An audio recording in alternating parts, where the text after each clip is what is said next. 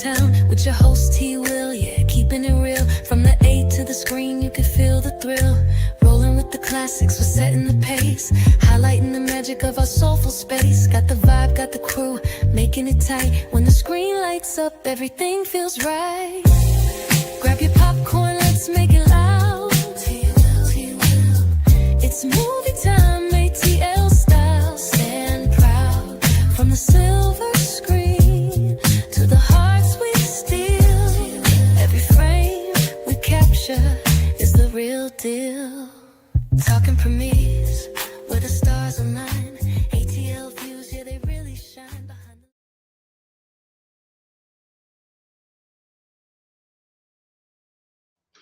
Welcome, welcome, welcome. Blue lights in the basement. Party people, how are y'all doing? I hope everybody is okay. Welcome to For My ATL Movies and For My ATL Sports Ones. Blue lights in the basement presentation of The Best Man. That's right. 1999, great movie came out. I remember I was so young. Oh my gosh.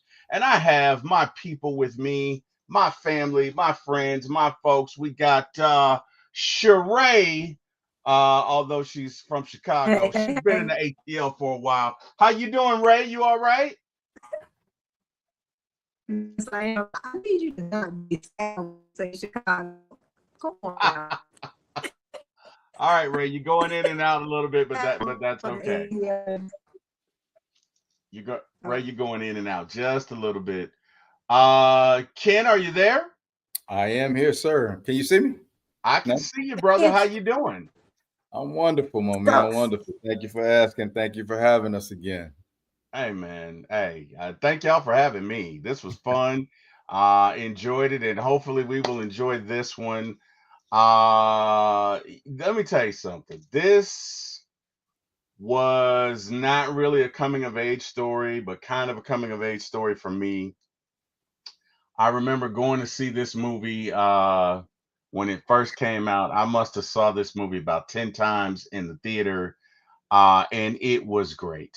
It was absolutely wonderful. It is one of my favorite movies. It has withstood the test of time, and it's just been great. And I'm just super excited to talk about it, man. I cannot wait. So, without any further ado, brother, let's get to it. We opened up, it was released October 22nd, 1999. It was written and directed by Malcolm D. Lee, and I think he is Spike Lee's cousin or some sort of familial relation to Spike Lee. But great film. It was produced by Spike Lee and 40 Acres and a Mule Works. The budget was approximately $9 million. The box office gross was around 34 to 35 million. You got Yes. to think if this had been released today, man, it might have been 70, 80, maybe even 100 million. This was a great film. And I am sure that in streaming sales and it just continues to generate revenue. Very well written movie.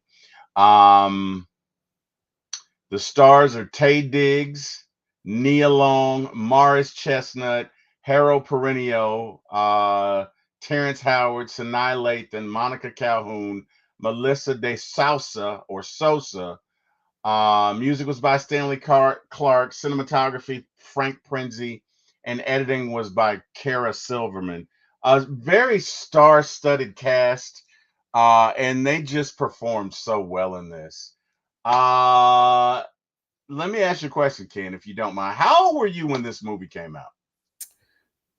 99 when I Yeah, was probably 20.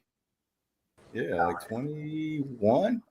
21. Yeah, Okay, all like right. 21. 2021, man. It's so yeah, it was like you said, kind of a coming of age, but more from a relatability standpoint. Yeah, yeah, Uh, yeah. and but yeah, definitely one of the classics, and not just black cinema, but just cinema in general. Hey, definitely, man, definitely. Ray, are you there? Ray, you there? Can you guys hear me?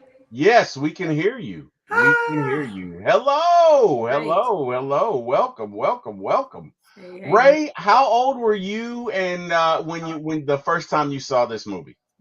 How old was I? When? You see. When did this come out? Where's my stuff? 99, October 22nd, 99. Yeah. You're gonna date yourself now. You're gonna date yourself. Right. All right. Sheree was 21. Ken Oh, okay, okay. And you know what? I'm gonna go out on the line. How old was Miss Cheryl when this movie came out? same age as Ken, 27. Okay, all right. I can dig it. I can dig it. I can dig it. I can dig it. Well, hey guys, let me tell you something. I'm glad to have everybody, and this is gonna be so much fun. And let's get into it. This movie starts. It's set around a wedding in New York. Chicago-based Arthur Harper Stewart, played by Taye Diggs, is gearing up for the release of his debut novel, Unfinished Business, and his imminent Oprah book club feature. So Oprah's about to feature him. Everything is coming together for him. He's got this new girlfriend, Robin, played by Sanaa Lathan, and you can tell Robin really loves him. She's all into him. He's a little into himself, but we'll get into that. We got so much time for that. Lance is about to, played by Morris Chestnut, is about to marry Mia Morgan, played by Monica Calhoun, and it's really just the opening of this. As they reunite, old romantic tensions surface, especially with Jordan, Harper's former college roommate and flirtation partner. The novel, based on personal secrets, causes. I'm so sorry, guys. I got so much going on. Conflict when Harper learned it's circulated amongst friends. Lance discovers Harper and Mia had a one night stand in college. The weekend of friendship, secrets, and emotional reckonings forces each character to confront their commitments, aspirations, and loyalties. Eventually, forgiveness, reconciliation, and new beginnings triumph. Harper ends the film proposing to Robin. Now, that's an oversimplification. That's the plot summary. We're going to get into the thick of it. All right. So we start with Harper Stewart. He's juggling three things. He's preparing to be Lance's best man. He's dealing with his girlfriend, Robin, who clearly wants to take things further. And Harper's a bit of a commitment folk, right?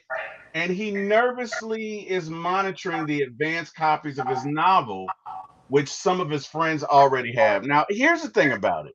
After going back and watching this movie, and Ray and Ken, you got, and Cheryl, you guys can tell me what you think, but I think it is incredibly, incredibly, incredibly arrogant to write a book about this entire affair and release it and then go to your best friend's wedding like that. Let's talk about that. You gotta, I mean, that's arrogant.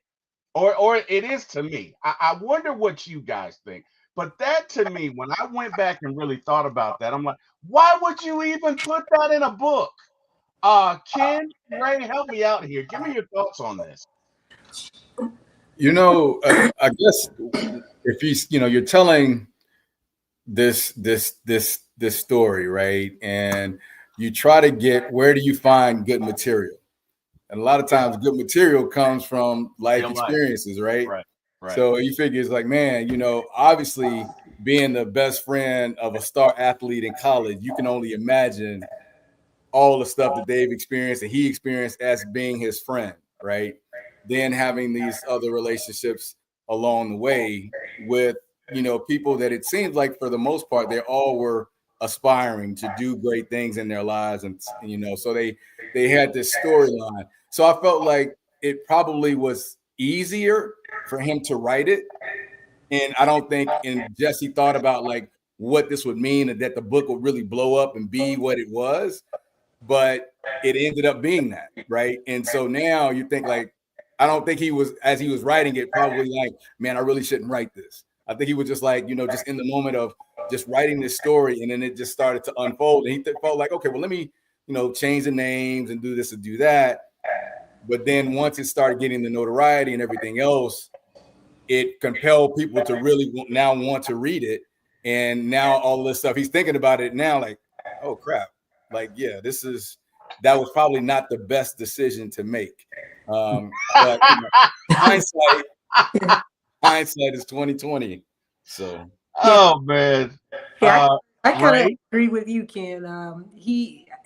So I feel like he thought about it for a moment, like right there in the cusp of writing the story, and then he decided, man, let me just go ahead and go for it. And so he starts writing this story, and he's thinking in his mind that if he switches up the characters, no one would really be able to put it together. How do you think they're not gonna put it together if they lived, these stories right along with you? And I don't think he really thought they would, or that they paid attention to the different things that they did or whatever. So he was kind of cocky with it. He was kind of trying to ambitiously go for like a home run in sort of say. And I don't think he really thought about the fact that they were about to get married at the same time as his book, was being released. He wasn't thinking that far ahead. So that was my take on it. Yeah, I just let me tell you something, man. It's not like it's not like you slept with like somebody that was a friend or close to the circle or a cousin. You slept with your best friend's girl, and you think they're not gonna figure it out? You Yeah. like that to me was just that was arrogant. That was incredibly arrogant.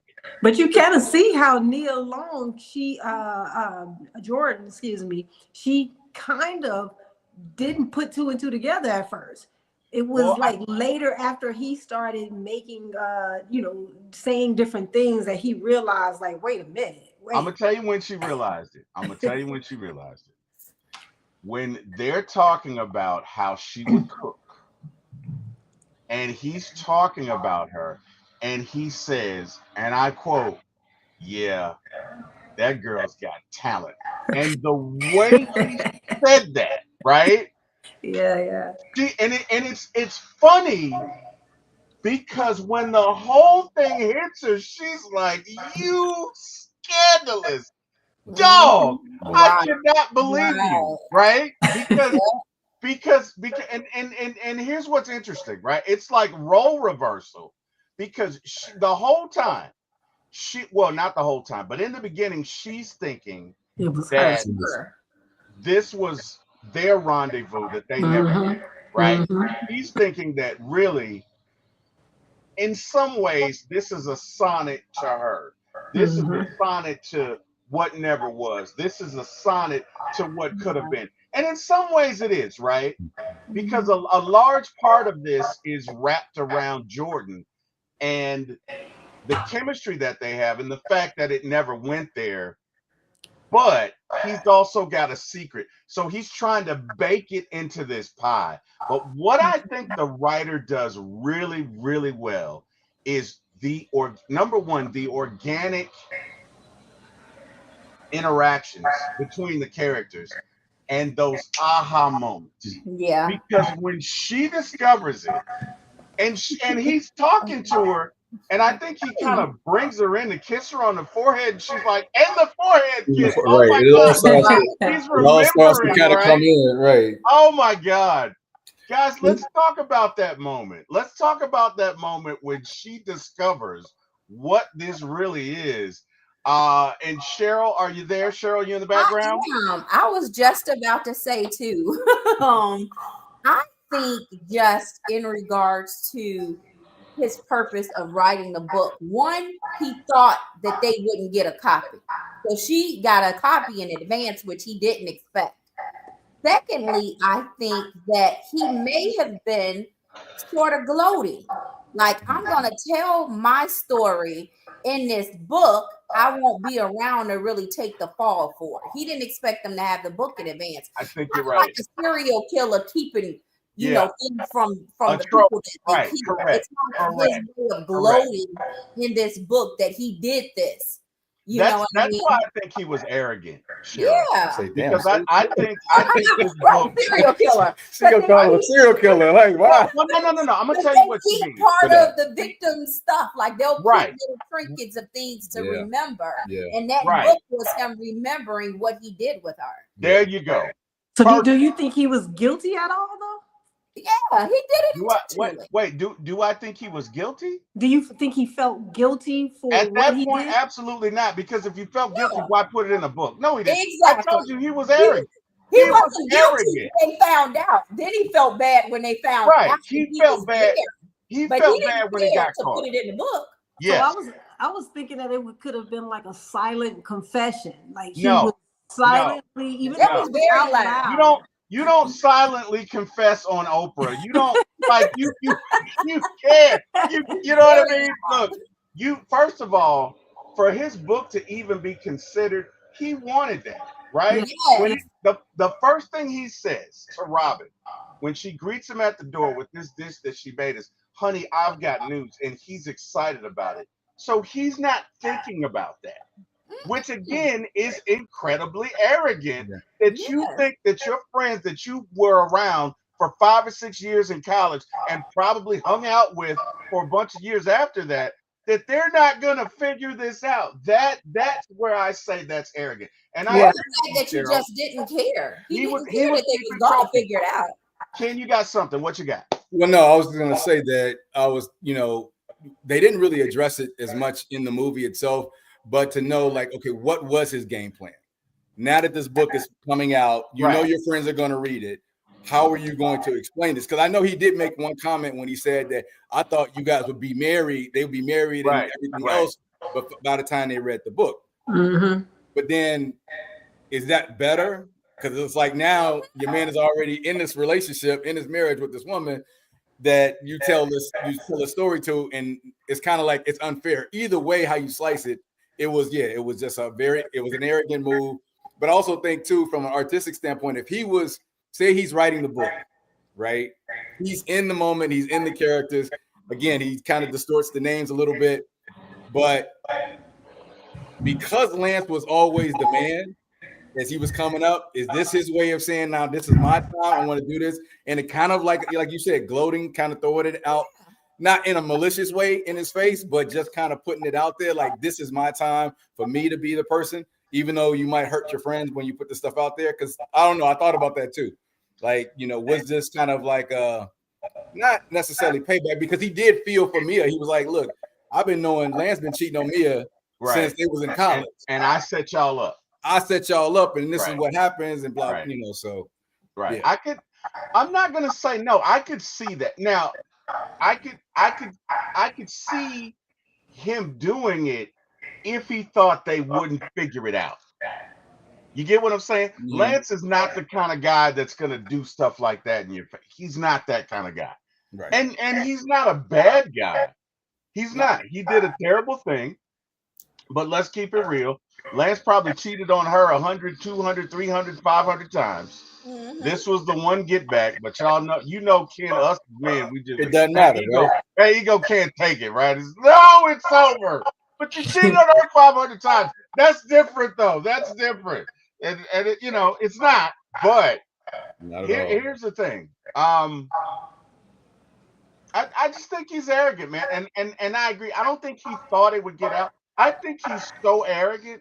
He thought that, you know what, if I change this up and change this up, then they're not going to see it. But yes, a part of him wants to brag. A part of him wants to stunt because he's thinking, I got away with it, not knowing that you don't get away with anything with God. You don't get away with nothing. You're going to come out, right? There you go. But is that really true, though, when in the movie, what's his name? Quentin. Q.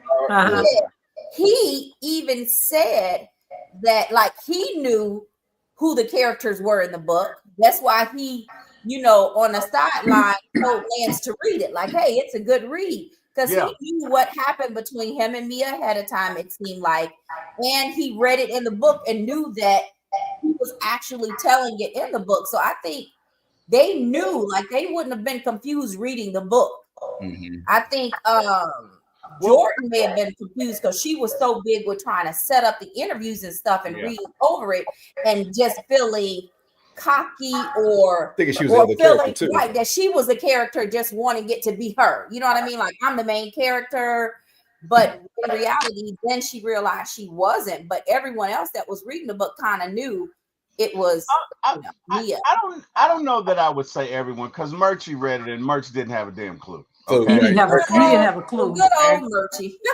And the other thing about it is Lance does not really get that intrigued. He was intrigued, but you know what intrigued him? When Harper tries to take the book, and the strippers come over, right? Yep. Because he caught him in his place trying to take it the first time. And he was like, Yep. nah, man, get your own.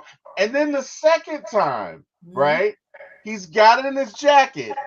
And the Luke dancers, as Quentin says, you know, they take his jacket off and throw it, and he sees the book, and you see him kind of think, okay, wait a minute, Why is he taking this? Right.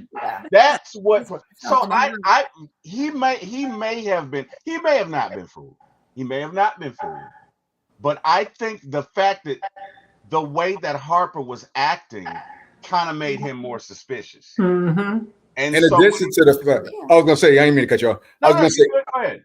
In addition to the fact that when they came back together, they start reminiscing. They talked about things from the past, so it makes you start to think about certain things that happened, the forehead kisses and all this other stuff, because you're talking about those things. Yeah, right? Fresh. And I'm like, oh yeah, you did used to do that. So and let's talk about Quentin for us, because Quentin was one of my favorite people in this movie. Quentin was hilarious. Quentin was hilarious. I really liked his character because Quentin is the kind of guy that's probably had 15 different jobs and he's good at all of them, but nothing sticks, right? He's just, okay, I figured this out. I got to do something else. And Quentin is the antithesis of Harper, because Harper is I'm going to stick to it. I'm going to do this. I'm going to do that. I'm going to build on top of it. And when we see the two interact, we see Harper judge him. And one of my favorite quotes was, you know, you judge me. You judge everybody, but you don't do the same thing to yourself. It's not that you're any better than us. Your shit just hadn't caught you yet. And I love that line because it's true. And in the spirit of that, I think that's why Quentin encouraged Lance to read the book. Yeah. Because I think, number one, I think Quentin feels like Lance needs to know. Yeah. But I also feel like Quentin felt like, no, Harper, you need to get your comeuppance a little bit. Because notice when Lance finally figures it out and they come to blows, Quentin is smiling a little bit. Now, it's funny because Quentin is the one who comes out and is like, you know, God don't want this, baby. Karma don't come back like this. This is man 50 grand. But before he gets to the point where he's going to throw him off the roof, Quentin is laughing. Because Quentin's thinking to himself, you know what? You deserve this. And even as they're together, right, when they're playing spades, right, and he says, so, and then going back and looking at this guy, this was so much fun. This movie was fun. So he sits back and he's like, so, and you know what's coming. You know what's coming. And you look over here at Harper, and Harper's like, oh shit, what's he gonna do? What is he gonna say? Poor Murchie's like a cocker spaniel that lives with a pit bull. When he says that, Murchie's like, Quentin, stop. What are you doing? Because you can feel it, right? And he says, so you don't think Mia's ever? And he's like, nah, you know, because you know her blank to my blank. And when he says that, you know he's mad, right? When you see a man sit up like that and make a claim like that, you best to be quiet because he's coming. Right. He's coming. And he proves this because Quinn's like, well, wouldn't she be right to do so? And it's funny because he thought about it for a second. He was like, I'm not going to let this fool get away with this. And leaps across the table and grabs him.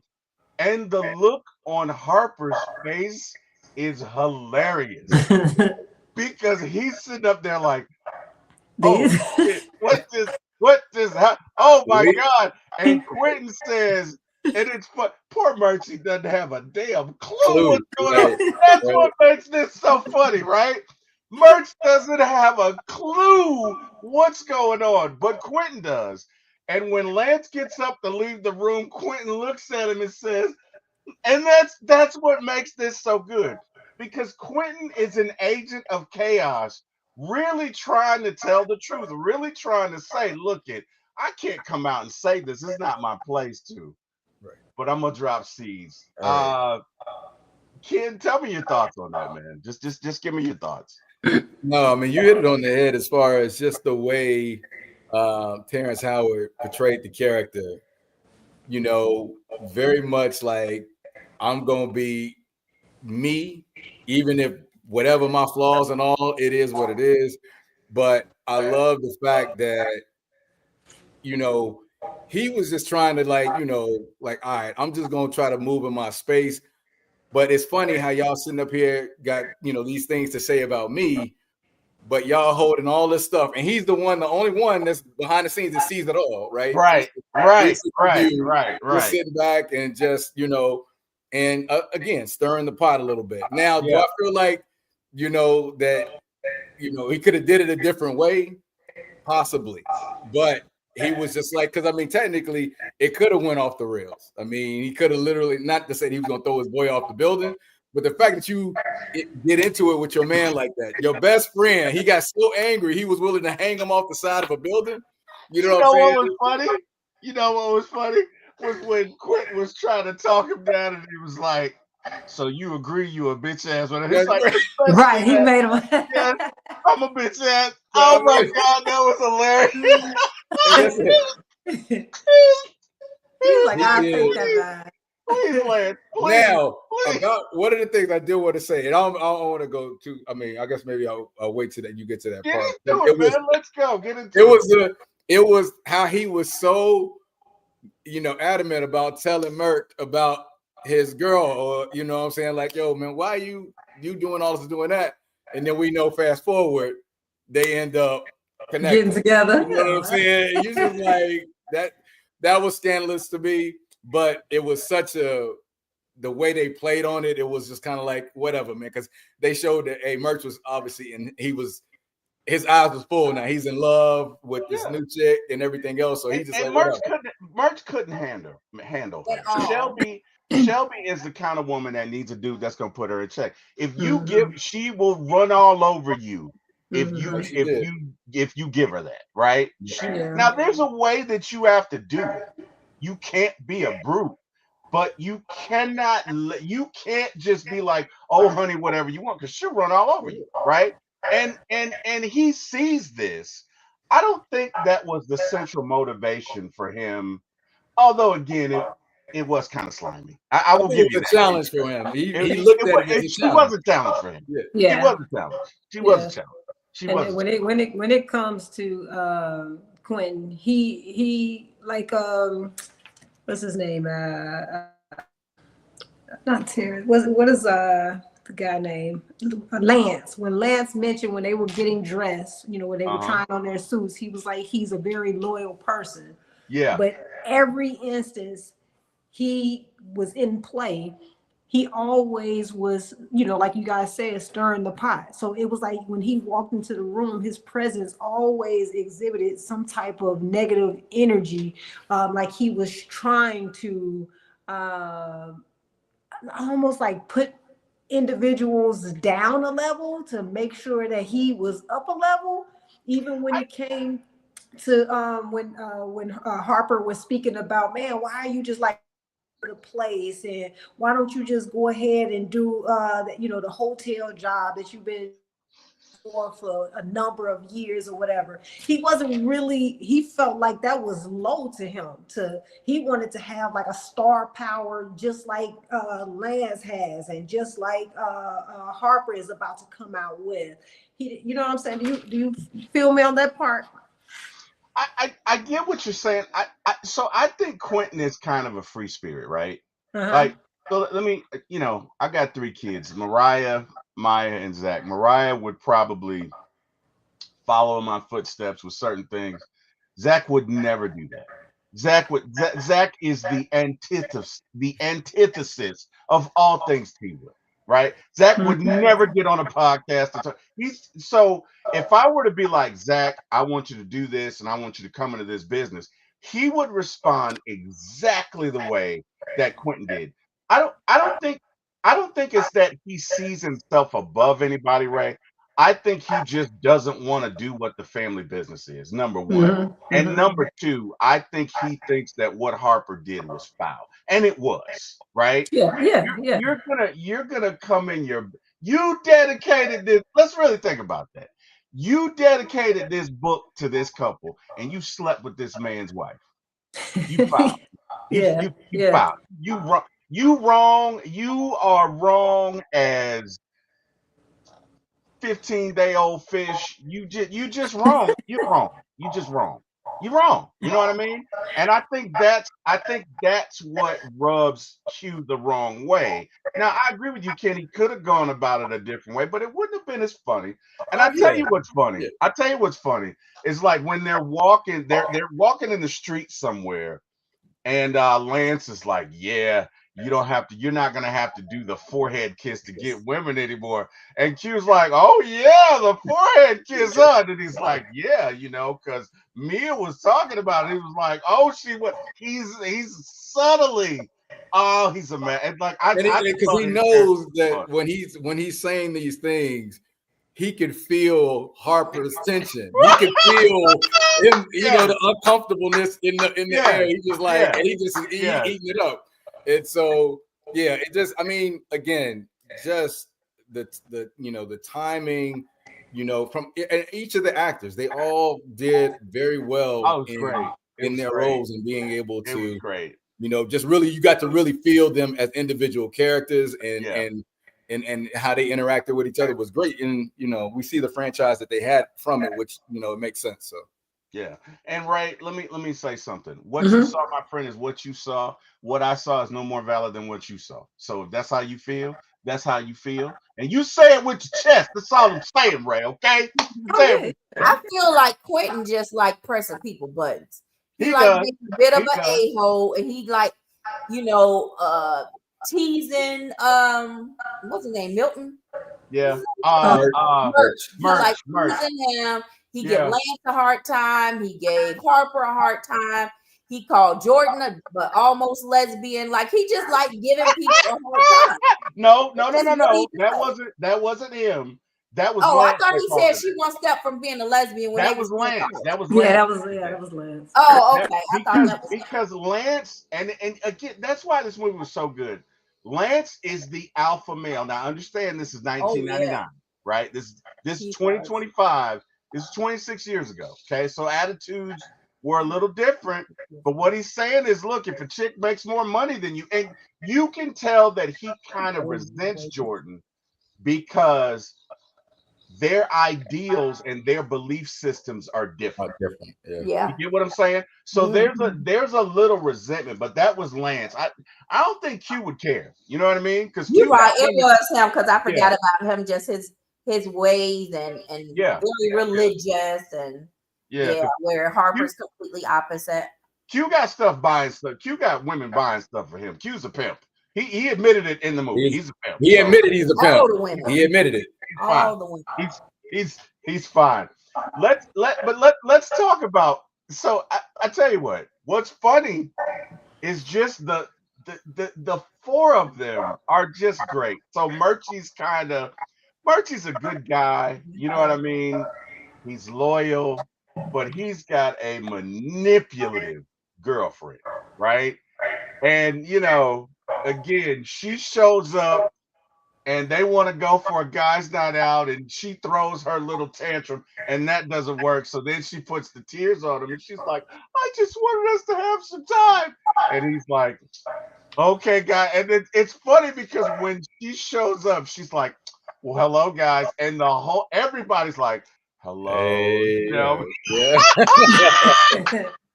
yeah, Like, oh God, this is yeah, like you can tell they all hate her, and Yeah. justifiably so, right? Um, and so when they really get ready to go to see the loop dancers, that was priceless to me because she tries it again, and he's like, "Okay, Okay.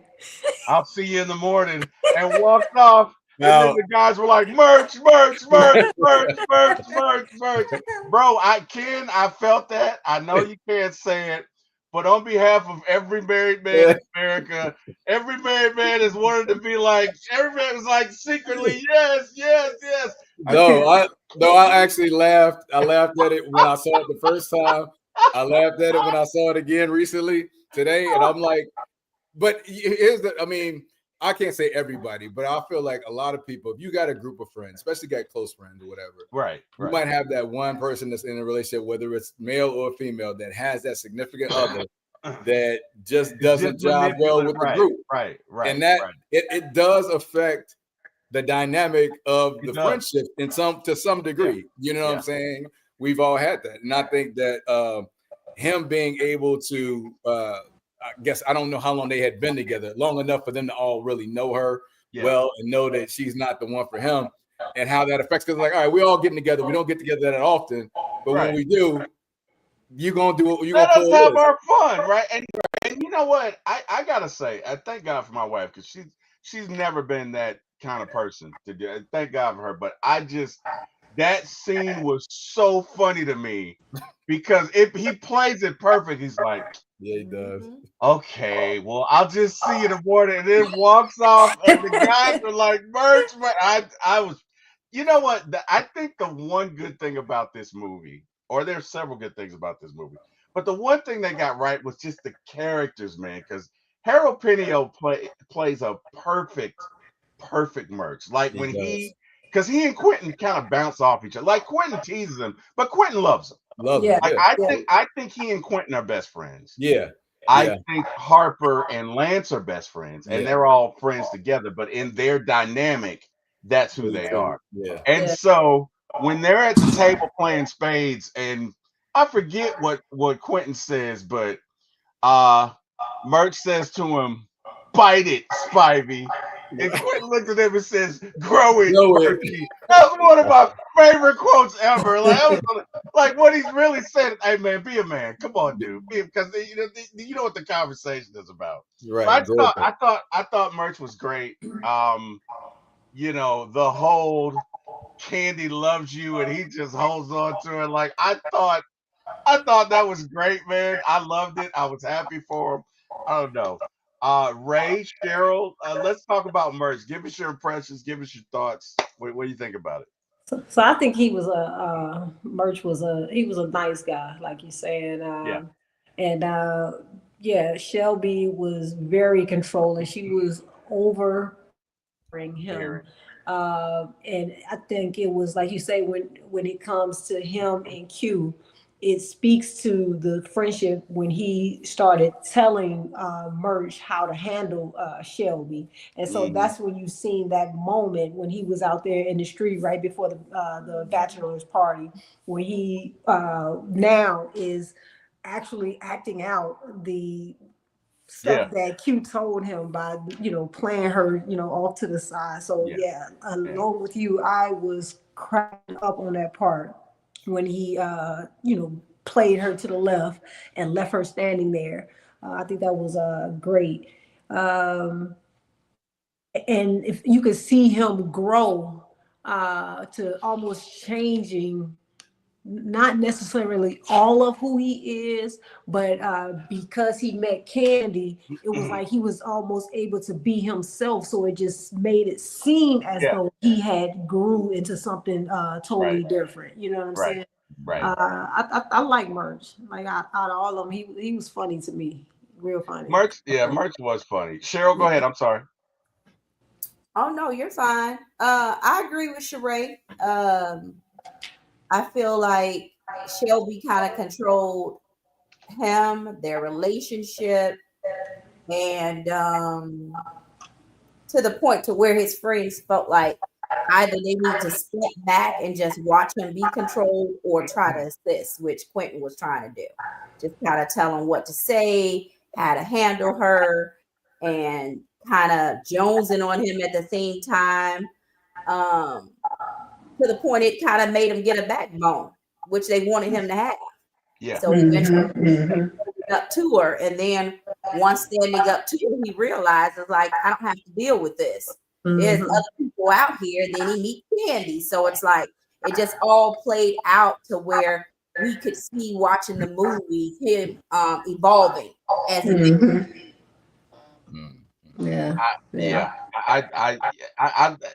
Again, this movie, after going back and watching it, it has aged so well. It was so well done. Oh my goodness. Yes, it's still applied today. Yeah, I mean definitely. Years later. Let's and I'll tell you what else they did well is when you see each character introduced, like the way they introduced Quentin up there with the guitar. That was so on brand for him, you know what I mean? And he's about to walk off the stage and he's got his over his shoulders, like, wait, I'm not finished. That was Quentin, right? Right. And I tell you what else, the first time we meet Mia and they're playing this song, it's Beautiful Girl by Mark somebody or another, and he's like, I think I found an angel, and she's coming down, walking down the stairs. That was perfectly done. Because what we're looking at is how Lance sees Mia. We're literally looking at how Lance sees her, because in his mind, she's pure and she's had only him. And the dichotomy, right, in this movie are betwixt the impressions that people have versus what it really is, and the truth is just something altogether, right? Because I tell you what's interesting is when Lance and Harper have the conversation, it's like, dude, you're always doing the right thing. Go ahead and be a dog. And Harper kind of looks at him like, bro, if you only knew. Right. So much fun, right? And Lance has no clue. So Lance thinks he's telling him, like, go ahead and be a dog. You know what I mean? Not even knowing what he's doing, right? And then especially when Mia makes the tribute to him, you know, we would, and it's kind of weird, right? So you know what, ladies, I'm gonna ask you this. I'm gonna ask you this.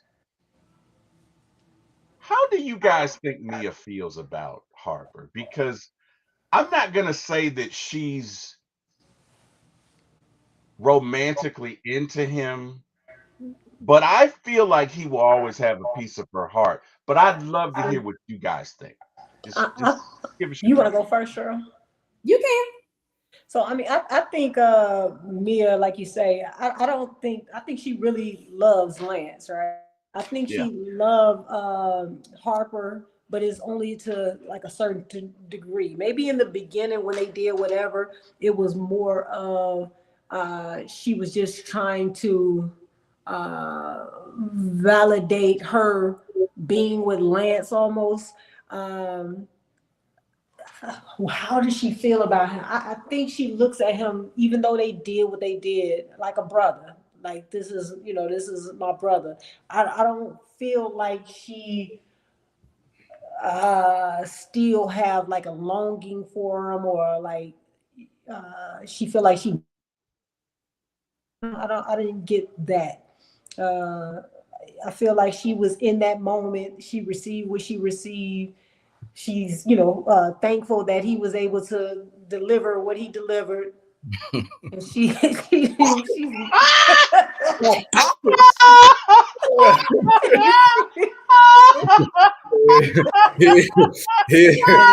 Here's your DHL. Oh wow! Okay. Oh She's like, you gave me Yeah, what I man. needed in that moment, and now she's good.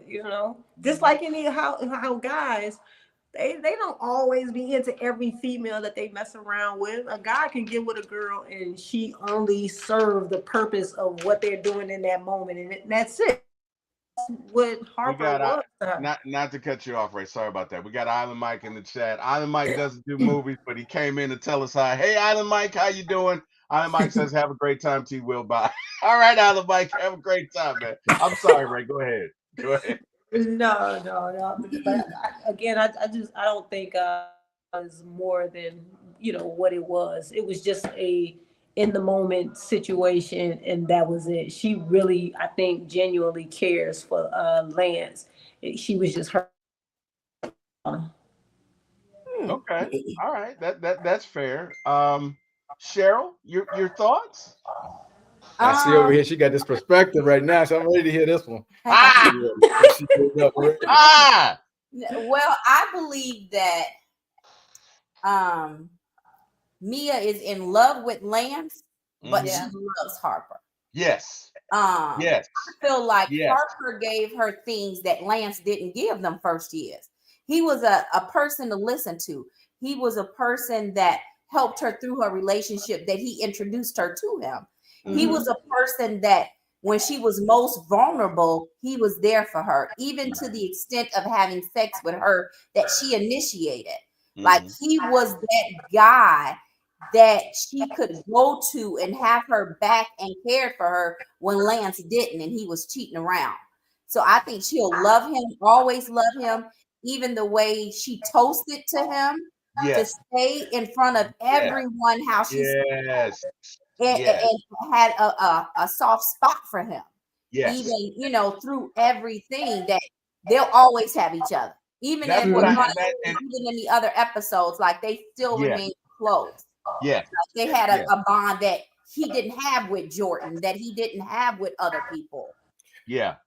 Go Go ahead, Ken. I'm No, sorry. I just want to piggyback off of something she said, and you had mentioned it earlier, but this is kind of a tribute to how well the movie was written, and how they actually were able to execute. Because in that moment of the toast, when she said what she said, and like you said, Lance looked over at Harper. He looked at her, and then he looked at Harper, and it kind of gave you the inclination, like, is he now thinking that something else is up between them? But it wasn't, because when he walked in the bathroom when Harper went to the bathroom, and he walked in the bathroom after him, well, he went to the bathroom, he was talking to him. You thought he was going to ask him, hey, man, so what's going on? Because he locked the bathroom door. Right. And you thought, okay, is this finally starting to recognize, like, man, is this something more to it? Because he hadn't read the book all the way to that part yet. Right. So you start to think, man, but then he was just like, no, it was about, just being a good person, just thanking him for bringing them together and everything else. And that just added to it, like, it made here it you so are good. again, man. It was and it's so much guilt on Harper. You can see in that interaction, Ken, as he's talking, you can see Harper like, oh, dude, you really don't, because he's feeling like I'm such an asshole right now. It's heavy. I think for the first time. And I agree with you. But I tell you what else. I think Mia is a little delusional. Or I think Harper and Mia are both a little delusional, because I would have been uncomfortable as hell. Okay? This is just me. I would, if this is my wife, and I'll give you guys an example. This is 20 years ago. Kim and I have been married 32 years. I go to this party, and I see this girl that we went to school together, and she's just so happy to see me, and I'm like, I'm not figuring out why. Right now, the party's like 3 or 4 hours, but like the first hour and a half, I'm like, why the hell did she keep? You know what I mean? Right. And about halfway through the party, I remembered what happened one weekend. I was so uncomfortable. I was so the rest of the party, I was like, Kim, can we just I'm sure the kids are, we gotta do something. Don't they have school? It's Friday. Well, don't they have homework? Like, I'm so uncomfortable, right? This is your husband's best friend. You're making toast to him, and you know what's in the book. She has to be delusional to a certain extent. You get what I'm Did saying? she, Like did she read the book she's yet? got to live in her own She world. didn't read the book though. I Has don't think she she read the book at that time? But she knew what was in there because she Well, makes she the just said that they comment. told her that it was good or something. Like she No. didn't know. No. Well, no, because remember, she and Jordan had a conversation, and Jordan straight up asked her, had they done it, and she's like, a woman never Yeah. tells, and Jordan's like, B, please, you better tell me what the tea is, and Right. so she knows, Okay. Okay. right? I think that you're dealing with, on a certain level, two narcissists, because to think, like, there's no way there, if I knew that I slept with somebody, they're not going to be in my wedding. Number But one, But Kim he's would the punch best the man. shit out of me. So, I and I'm think afraid of that my wife. She's a little woman, but I'm very like, I wouldn't try that. I would not. I don't even want to be around for that party. Hell no.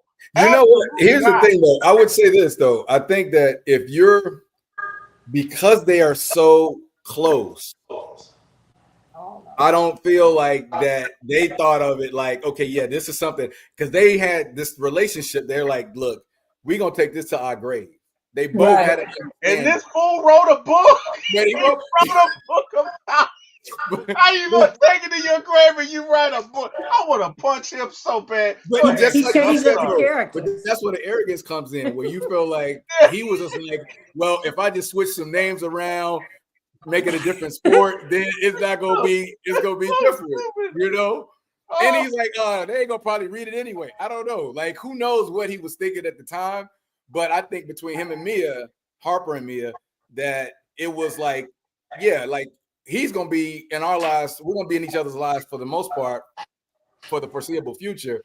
And because we did what we did X amount of years ago, 15, 10, whatever it was ago, that is something that we did in the past, and whatever way they justify it, but that's not going to jeopardize their relationship, because it's like, okay, well, does Harper go to Lance early on right after it happens and tells him, or does he tell Mia like, look, you got to tell Lance early on, and then how does that change the dynamic of their friendship and everything else? Right. So it played out in a way that I understood why they wouldn't necessarily want to throw away their friendship, because they're like, look, that's something that we shared, we did that, and that's it. We're never going to mention it again. I don't even know if you ever know if they even talked about it again. It was just kind of like, we're moving forward.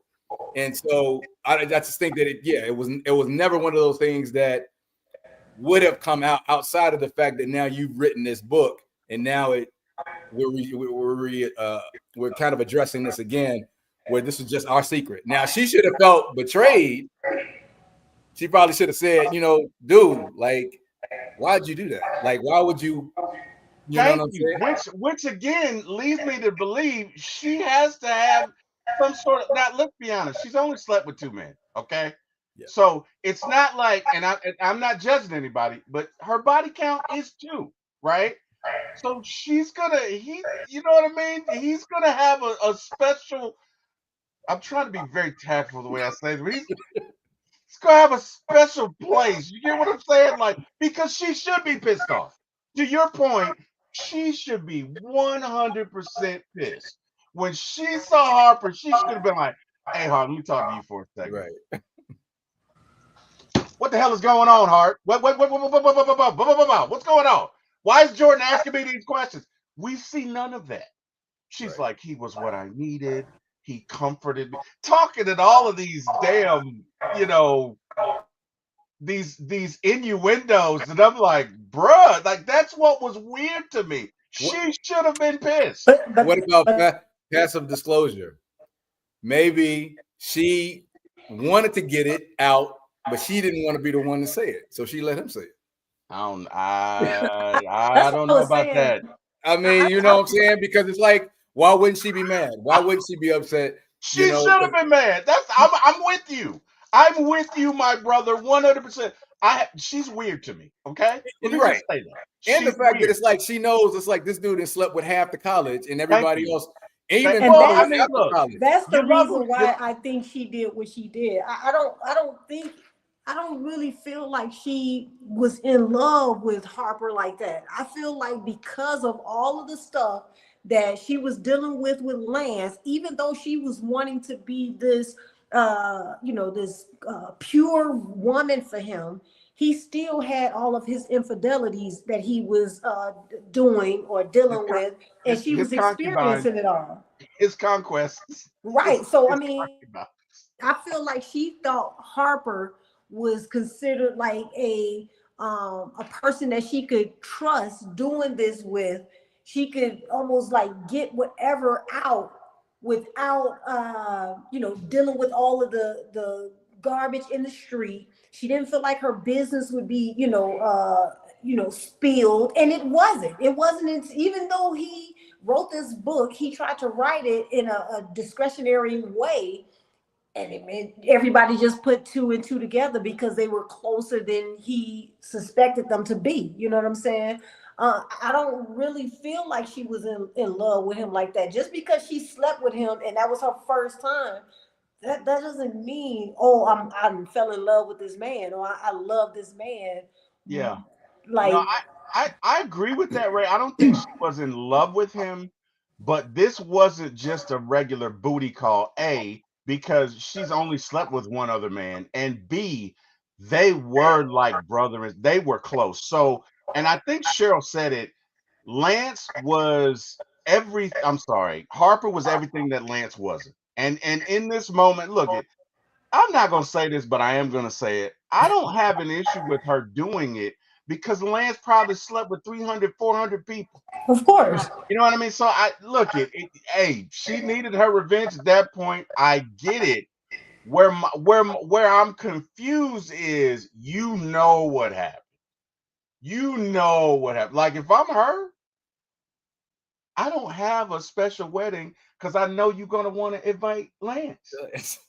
We going to the courthouse, get this done. We can have a ceremony, but I'm not going through all of that because I know what happened. Right now, that's me. To your point, Ray. I don't think she's in love with Lance, but I think Lance is special. And the reason I say that is because she talks about him glowingly. This isn't the way she talks about him is not like, oh, she's like, he's Lance and he's so great, right? And when he comes, she hugs him so tight, and she's like, oh, the way she interacts with him, it's not brother sister. It's not I'm in love with you, but it's not brother sister either. It kind of it reminds me of that friend that you hung out with for 2 years and you finally did the do, and it's like, oh, I didn't know you was hiding all of this, and that's the vibe that I get. But it's And you just said weird because between Mia and Lance, between yeah, Mia and okay, yeah, but between Mia's in love with Lance, right? okay, Lance is the archetype that she likes. right, Mia is an old school woman. Lance is an old school man. Their value systems align, but Lance is a damn dog. right, Harper has been there for her, to Cheryl's point, in every way possible. He introduced them. They're always together. And let's keep it real. Most affairs happen with who? People that you're around, because you're right. around him, right? He's a nice guy. And on one of them days when she just had enough of Lance and his stuff, she's like, and he says it in the book, she want to get back. Right. She wanted revenge. That's what it was about. But I think even in the revenge, when you lay down with someone, you're not just going to be the same. Most of us. You're not, there's a part of your soul and a part of their soul that's connected. And you really feel that in their interactions. To your point, Ken, throughout the entire series, you feel that, right? I don't care what anybody says. It's not platonic, it's not romantic, but it's not platonic. It's somewhere in between, Right. right? But Yeah. anyway, um, yeah. let's go on. So there's that interaction. Let's talk about the time when Jordan finally says to Harper, "Hey, because she has gotten on his damn nerves." Okay, he's like, "If you hadn't opened your mouth, if you hadn't done this, da da da da da da da da." And she's like, "I gotta tell you something." And he's like, "Oh God, please don't let me." And she's like, "I want to make love to you." And the look on his face, That was a priceless moment, right? the look on his face was priceless because, and here's the thing, right? And I think we've all been there. There's a point when you're dating someone, right, where temptation is going to come. Now, I think that Jordan was his ideal woman and his ideal challenge, but on some level, he didn't want her because he's competing with her, which is sick. But I feel the same for her. I feel like yes, they have a mutual respect. Yes, you could say they have a mutual love. They do. But they also compete, right? Right? Let's go back to college, you know, when they're getting tired, and they put on Stevie's ass and as Right, AS. right. AS young folk, not the other word. Um I love that song. Oh A my God, beautiful I song. love that. My parents would put that song on when we would go out of town. And first of all, it's 6, 7 minutes long, but I love that song. So they put that on and they're doing their thing right, and they have a moment, and the CD deck blasted starts to skip, and he's got his shirt off, and she walks away. Now I'm being honest with you, kid. I don't know what you would have done. It would have kept popping. Thank you. Yeah, I know. Thank I you. know what That's you was what I thinking. said. I already Like, knew what what you the were hell are thinking. you doing? I knew what you were thinking. I'd have been like, "Hey, girl, come over now. You just started something now. No, no, no, no, no, no, no, no, no, no, no. We're gonna put on another track or something. We gonna finish this. Let me hold on.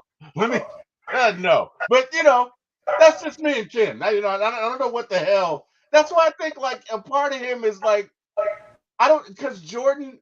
There has to be something holding him back because Jordan, in my mind's eye, I don't even think he was in love with Robin. I don't. Because let me tell you something. When you love a woman, you're gonna go after her. She's not gonna have to be like, "Oh, we should get married," and da da da da da, and you go to your little but like, no, and Murchie says that. He says because none of them have ever been woman. I'm sorry, Jordan, and to a certain extent, I agree with him. But I want to hear from the ladies. Ladies, do you guys think that Harper is in love with Robin, or did he just settle for her as a soft landing? Give me your thoughts. So I mean, when it comes to Jordan, she's a beautiful woman. She's very strong, and I think he loved all of those attributes because they had that connection at that moment. Uh, I think that forever stayed with him, even once went on and he was writing his book, even when he was dealing with Robin or any of the other females. I think the thought of the unresolved That's a good. moment that they could have had, That's a good it point. just always, stayed in place, so to say. Uh, and I feel like he, I don't want to, give up our friendship type of deal. Um, um, I think if he had the opportunity without hurting, because I don't really think he cares to hurt women. He's like that kind of guy. Feelings. I don't think he wants to hurt Robin, and he doesn't want to hurt Jordan or lead her on either. If any of that makes sense. But Okay. All that's right. my thoughts. Okay. Cheryl. So ask the question one more time for me. Do you feel like Harper was really in love with Robin, right? Okay. Do you feel that, or was she just a soft landing? I feel like he loved her, and I felt like at once upon a time maybe that was something he was interested in doing, but because now the release of the book, him getting traction with that, coming back to New York to just kind of see where things lie with Jordan. I feel like now he may feel that he has other options or other things that are more important than her at that moment. To the point to where he even mentions it, like, I don't know if I'm really trying to, go in the same direction as Robin. And now he has second thoughts. I feel like Robin wanted something more stable, a commitment, maybe more from him than he was willing to give at that moment.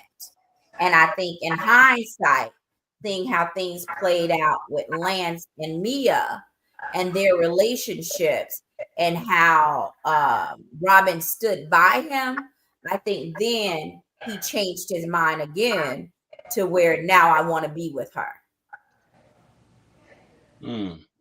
Ken, your thought?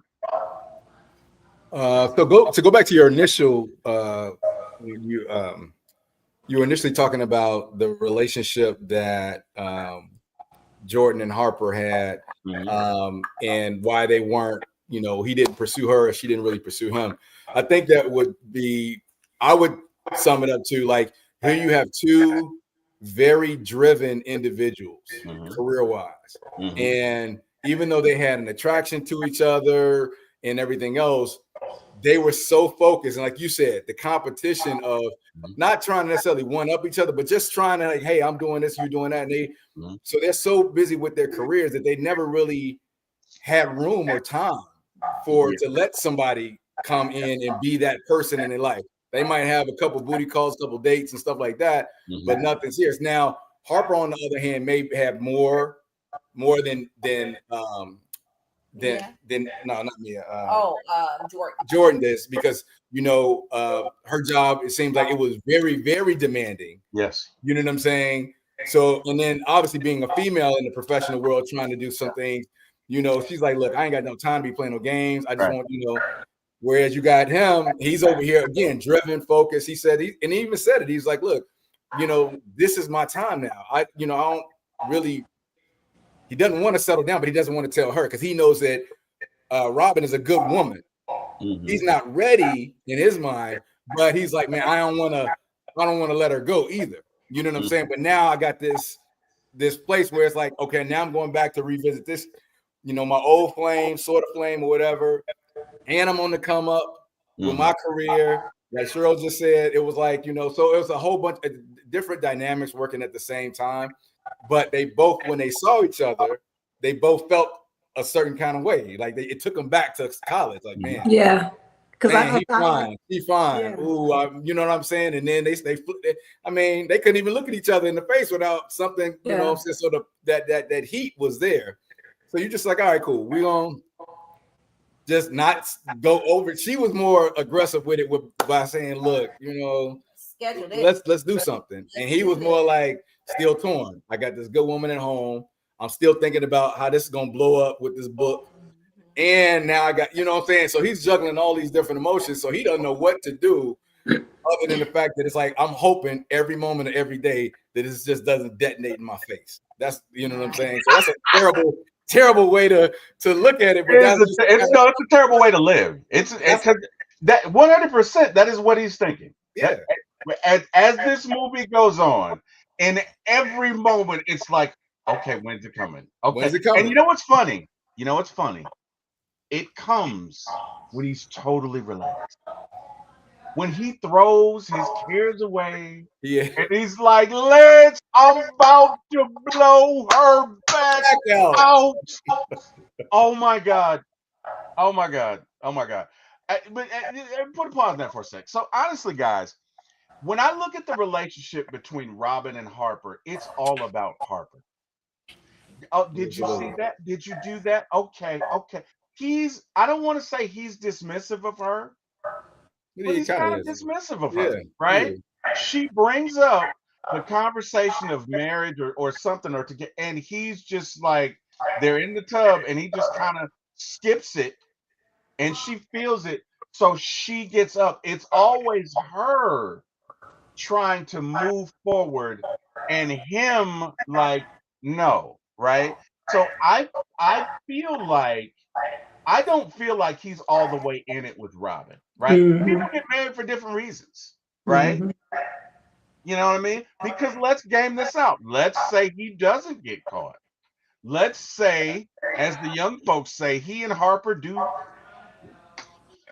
commiserate or Mhm. smash or cultivate the relationship, whatever colloquialism you want to use. What happens then?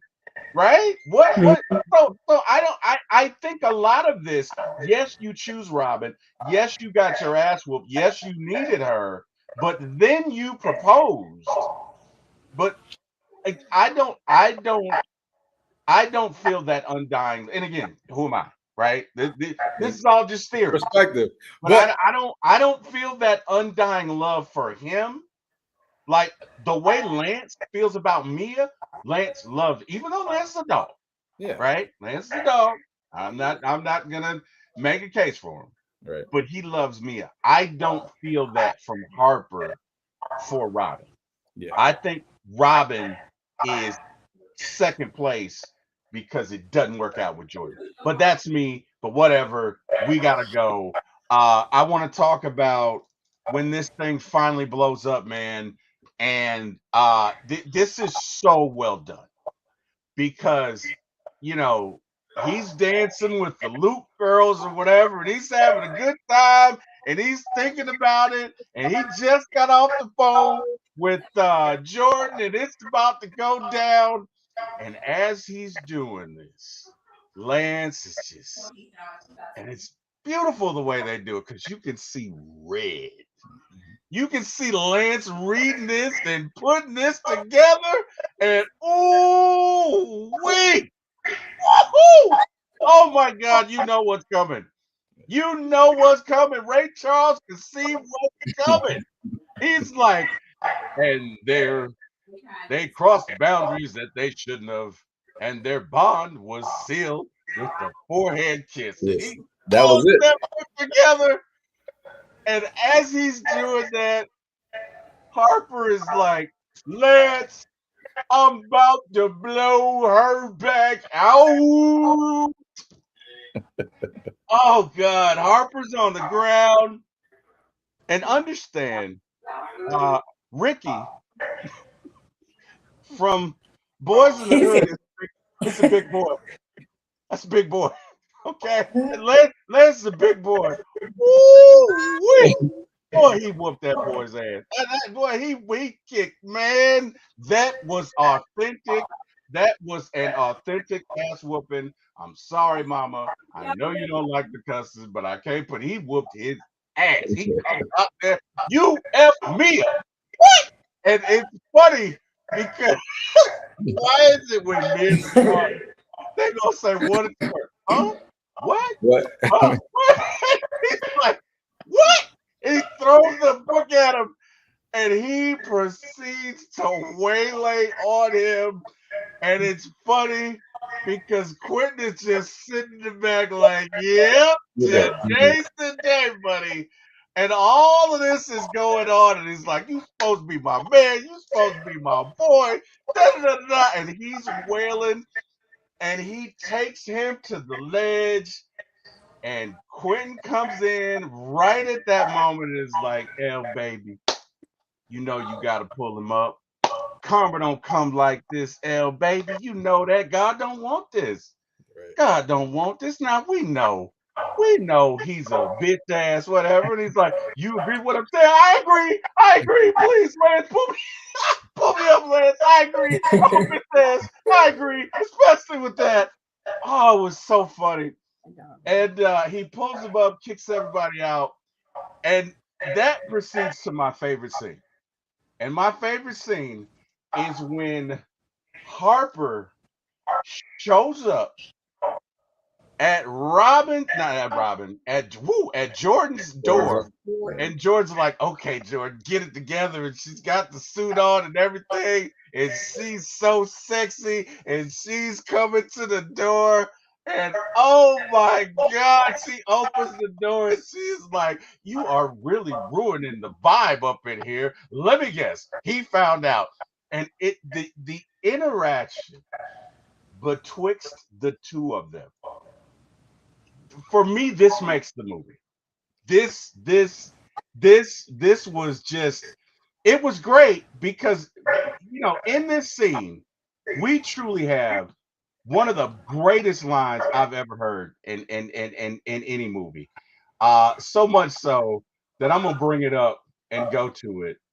Um,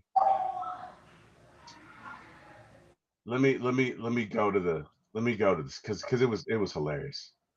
All right, so wait, is that it? Oh, wait a minute. Is that the one where he blames her? Wait, hold up. I gotta find the one where he blames her. Damn, I can't see. Hold up. I'm sorry, guys. All right, so um yeah. Harper says, no, you've done enough. You don't seem to understand something. They would have been in marital bliss by the time the book was supposed to come out. But thanks to you, Miss I Wanted Exclusive, I got my ass whooped. I almost was thrown from an effing building because of your ass. So thank you, Jordan. Thank you. And she slaps the taste out of his mouth. And she says, you have some nerve blaming me for your skeletons, mister. And Harper's like, Jordan, come back. He's like, no, I'm not done, Harper. You wrote the book. You aired your dirty laundry. No matter how hard you tried to disguise it, it was you. You got me all fired up saying that my life was empty and we could have been great together. That was you, not me. Now, here's my favorite part, guys, because this was great. This was great TV. This was great movie making. He says, we're two peas in the pod. It's she says,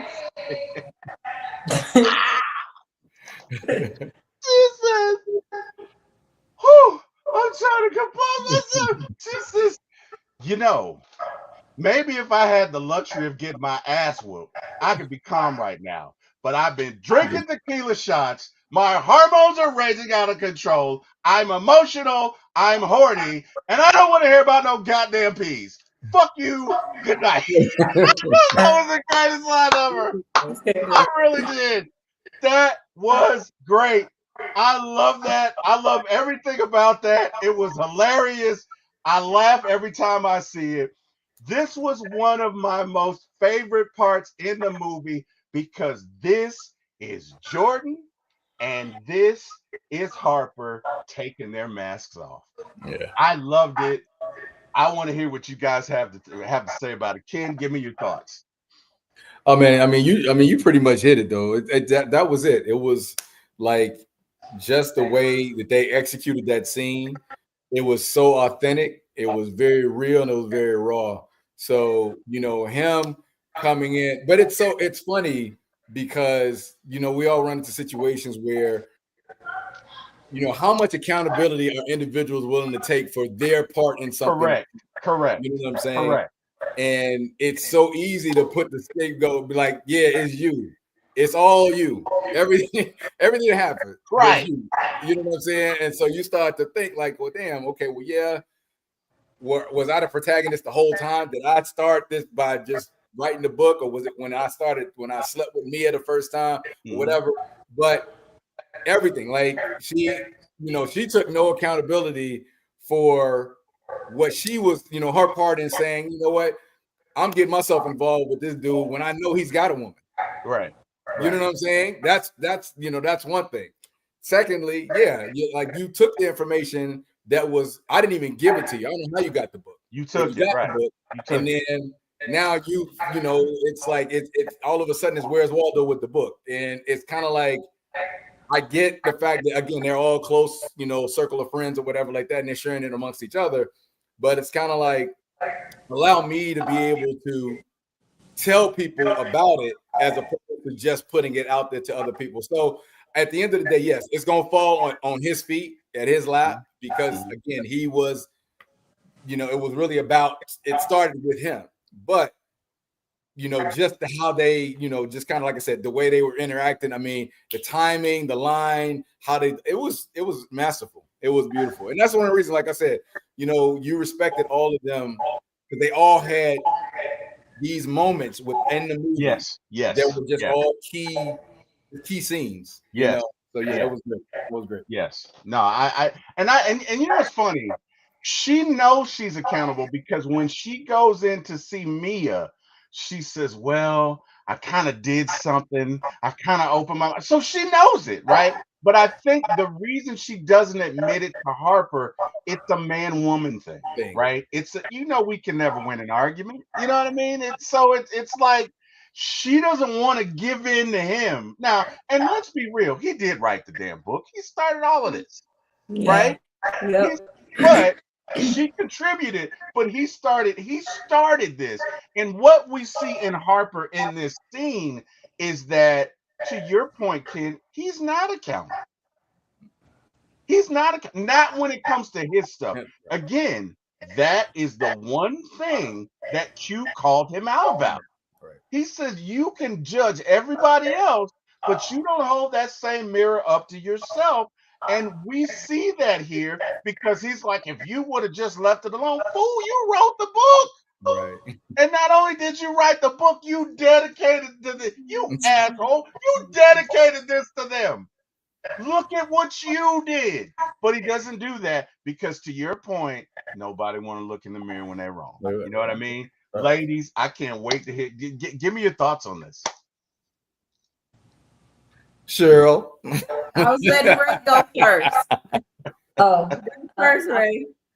So when they came in, I think he was trying to be the wounded puppy. He thought he was gonna get all of this, yes, extra love and support from Jordan, and he didn't get it.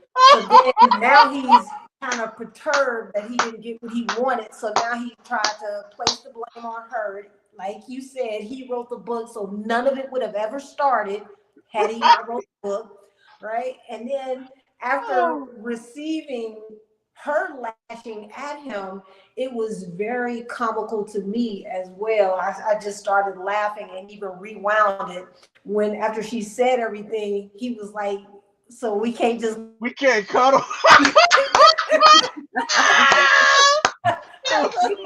I thought that was just gonna go to bed.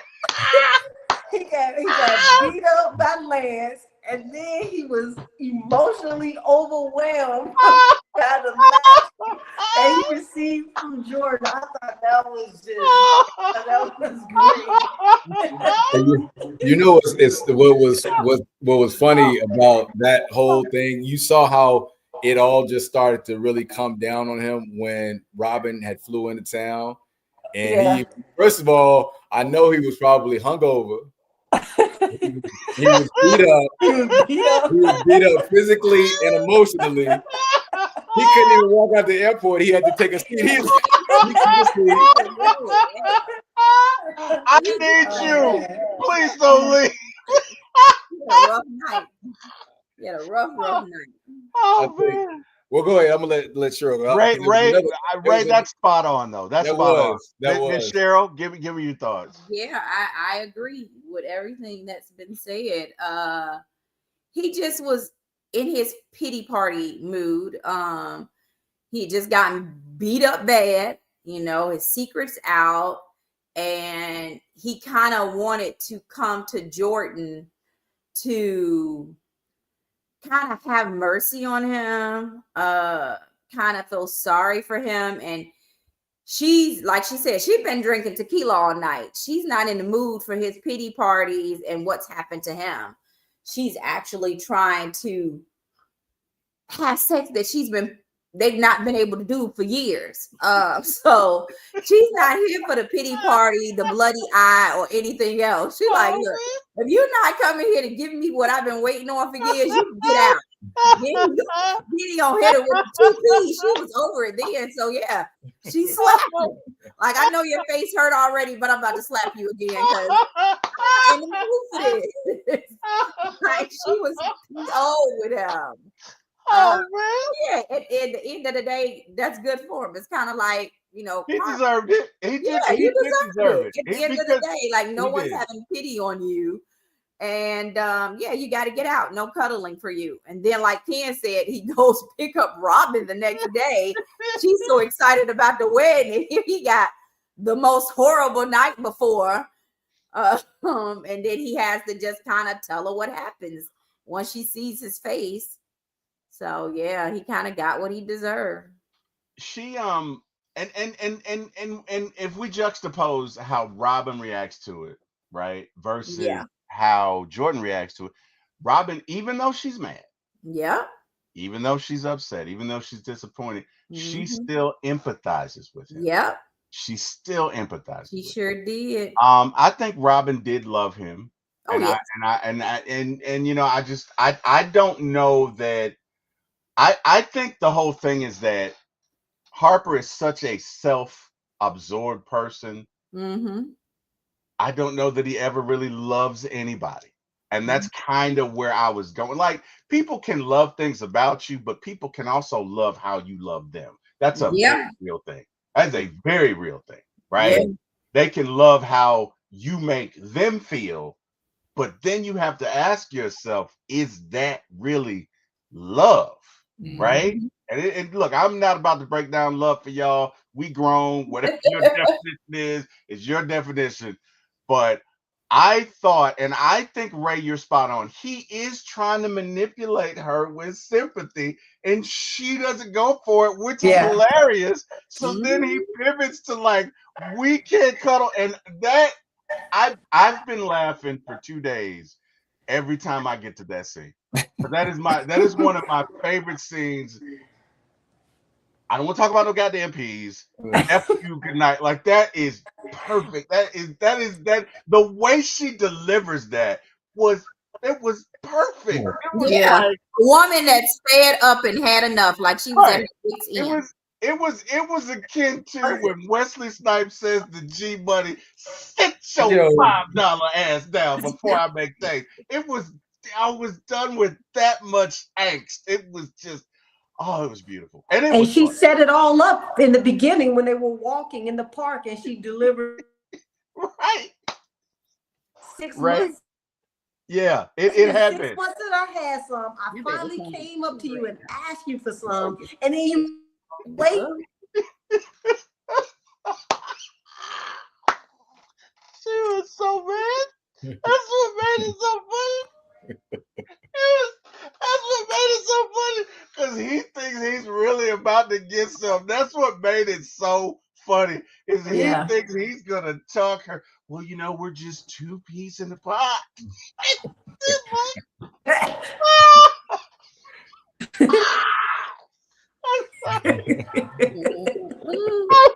You said I got you. That one.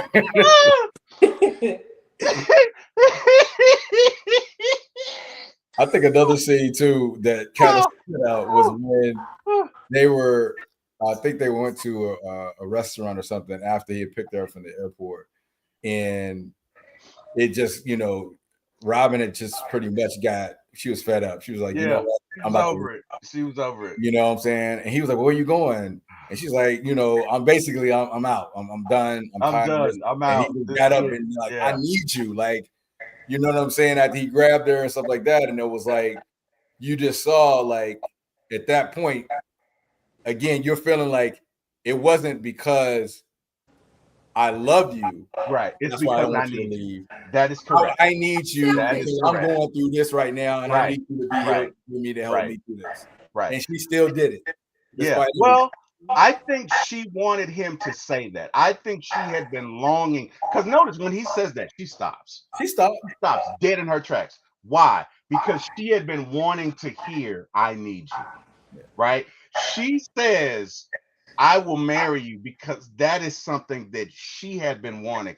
I don't know that she should have. I don't know that she should have. Well, I mean, Yeah. when Because you fast be, forward and you look how the characters develop in right, the other, exactly. then you But see. I'm saying to, so my wife and I have this conversation all the time. And you know, when I was much younger, I'm just gonna be honest. T Will was a complete ass.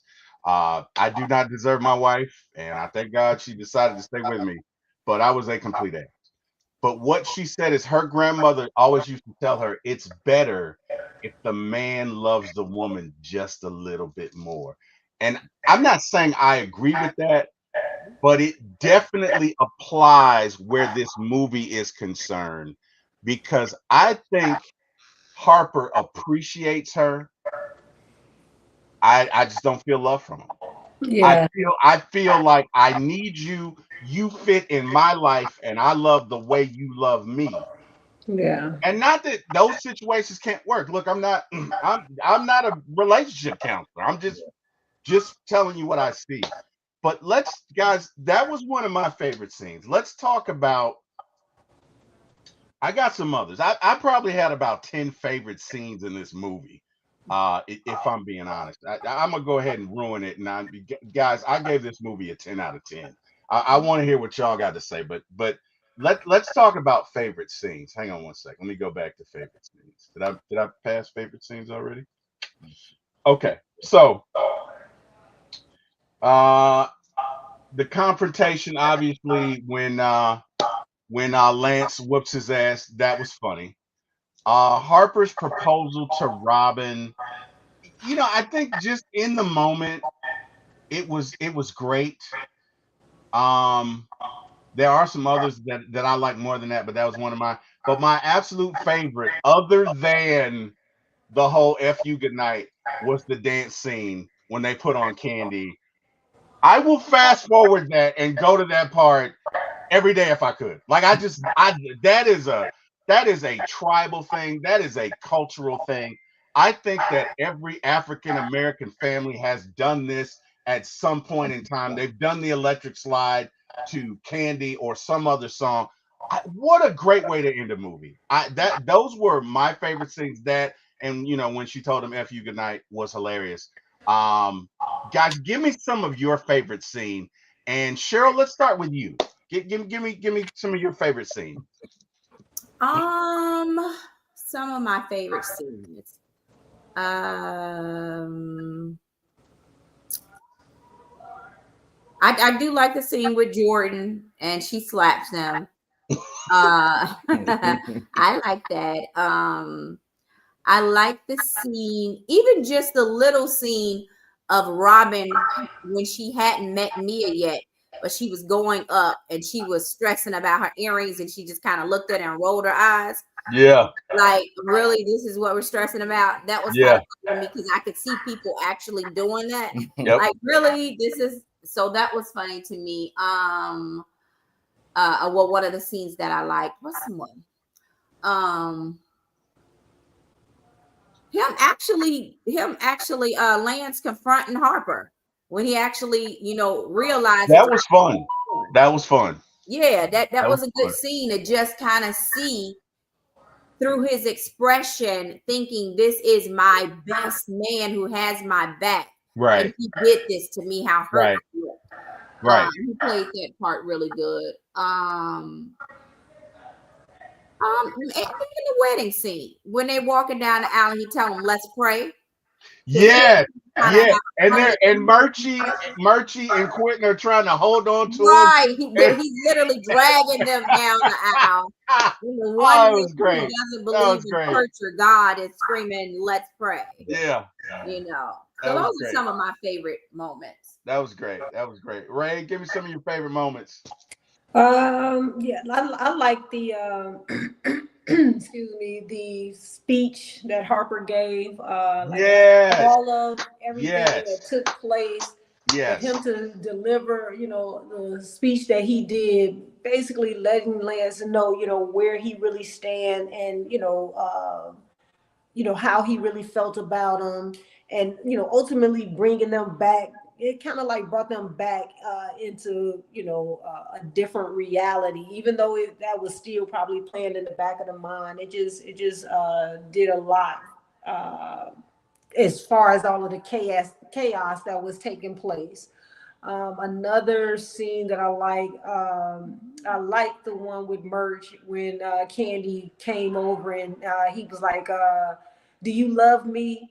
And she had to chuckle at him or whatever, and basically let him know, like, Oh, "Oh Candy yeah, I loves love you, you," or Part of the baby. whatever. job. Candy loves you, baby. Hold on to Candy. Hold on. Uh, I like that part. What else? I like the part too when after the dance was over and Merch was downstairs trying to talk with Candy or whatever, and it went over to the car where the pimp was talking to a girl and was trying to tell her to get in the back, the back seat. I thought that was comical. He's like, I'm so hungry, I will bite your leg off. Like I he thought was, that was yeah, funny. yeah. What else? Mm, mm, I mean, it's okay if that's what you got. It's okay. yeah. It's all good. It's all good. Ken, give me some of your favorite scenes, brother. Man, so I would say definitely the scene at the tuxedo spot when between Yeah, Harper and Quentin yes, when he called him out on his own shit, you know what yes, I'm saying? Because the yes. way he said it and everything else, You how he judge delivered that me. was That's your beautiful. job. You judge me. That's what you do. Then Yeah. the scene Mhm. at the altar when Lance was saying Yes. that was a powerful Yes. scene because in his mind, you see That's a real thing. Struggling. He's Now struggling. that was real that because was most men would have been right.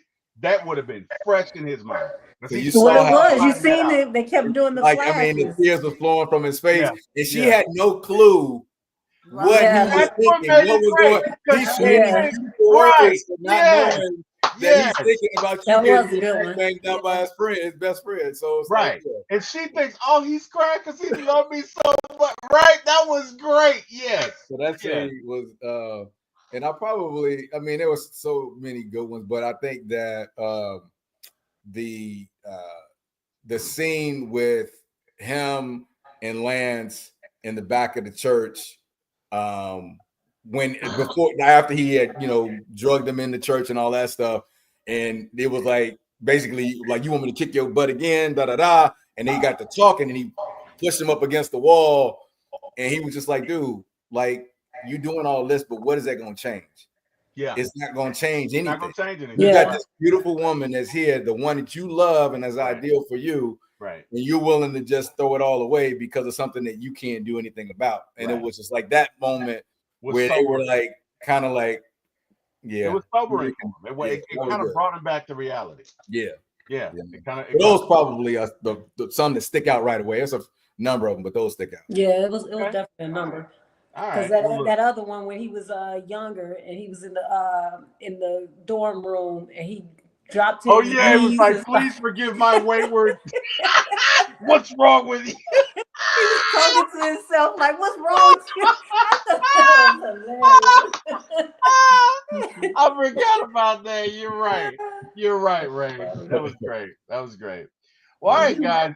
You got to give me your ratings. So, Ray, let's start with you. What do you give this movie on a scale of 1 to 10? I would give the movie. I would say maybe like a There are no wrong 9.5. answers. There are no wrong answers. 9.5. I mean, like the cast was great. I thought they did an awesome job selecting the cast. I love the way they wrote the movie. Um, a lot of stuff could have been relatable to people. Mm-hmm. The fact that it was written in back in 1999 and we can still Relate enjoy to it it today. in Yeah. 2025. I mean, Yeah. that's awesome. I guess I shouldn't give it a 9.5. I probably should give it a 10 You can because give it whatever you want, Ray. It's all good. it There are was no wrong answers. Talk it through, Ray. Talk Talking it through. through. You Talk it through, girl. that was a can give good it whatever you movie, want. man. It was Give a it good whatever movie. you want. It's all good. 9.9. Okay. Hey, whatever. All right. So Ray gives it a 10 out of 10. Cheryl, what do you give it? I would give it a 10 as well. Okay, it's fair. I like that.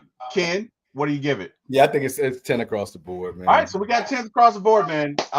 This is a rarity, but I definitely think this movie is deserving of it again. I had so much fun watching this movie. It really was. I do movies every week, and trust me, that is not always the case. Because I've had some. I've just been like, it's funny. It's funny that you say that, because I'm sort of thinking like, all right, because the way we watch movies, I mean, when you see so many movies and you see the different, like the writing styles and stuff like that, and you just when you see something really good, it's like having, like you go to this place and you have this steak or whatever your favorite is, and you go all these other places that have the same thing, but it's just not as good. It stands out. This is like one of those movies. It just was. I mean, I can't find any flaws in it really that I can say, because it gets you emotionally involved. Mm-hmm. You get a chance to understand each of the characters. They had a story without it feeling like they were jumbled and everything else. I mean, the way they filmed it, everything. It was. They did a great job. He did a great job. That's why I was always looking forward to him doing more movies. Yeah, he has. I think he's done like a few, 3 or 4 more movies, something like that. Malcolm. Malcolm. Yeah, his cousin or what? Yeah, he might have done three or 4 more, but this is definitely his best. You know what's interesting is when I watched from like Mars Chestnut, Tay Diggs, they're about my age, right? That whole group is within my age bracket, so. Yeah. When you watch the sequel and when you see what happens to Mia, for me, I cried real tears, because it really was like a friend, a classmate, a buddy, somebody that I knew. Like that was a good movie, but it was hard to watch, and I didn't like the fact that they killed her off. I did not like that. It was hard to watch. The series, however, was so funny. Yeah, it was. The second movie was great. I mean, because we can come back and do the second movie, whatever y'all want to do it. But to me, the series was better because the first 3 or 4 episodes, when they're down in Jamaica, they are so funny. Oh my God, they're hilarious. It was, and it ended up being really serious. That's the thing about that series, is it really is like 2 series, because in the beginning it's very funny. And towards the end, it's very serious, and there's this finality. But anyway, we can get into that at another time. Guys, thank y'all so much for joining me. I appreciate it. For those of you who did watch, I can't do anything but thank y'all. Thank God. You could have been anywhere in the world. You chose to spend 1 hour and 42 minutes with me and 3 of my folks. So I appreciate y'all.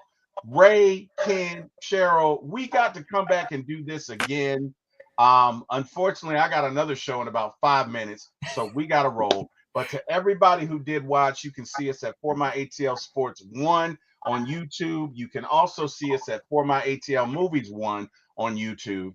We'll probably continue to simulcast for maybe throughout the year, and then at the beginning of next year, we're probably still doing it. We'll probably start doing it exclusively on 4MyATL Movies. But anyway, to everyone who came, thank you. I want to thank God for sending all of you in my path, Ken, Sheree, and Cheryl. I want to thank God for waking me up this morning. Last but not least, I want to thank my brother Eric Parker, and my friend Jack Spade for giving my start in this business. Everybody who watched it, have a great day. Thank you so much. You guys were amazing. And yeah, man, let's get together and do this again, guys. Absolutely. No problem. Anytime.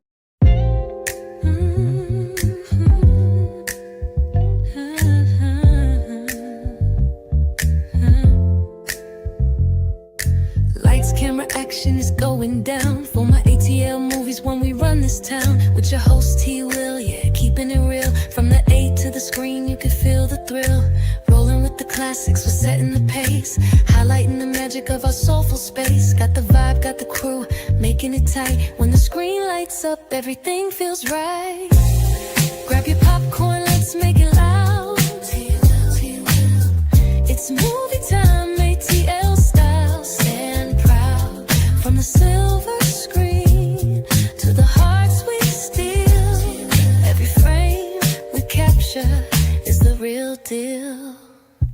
premiere.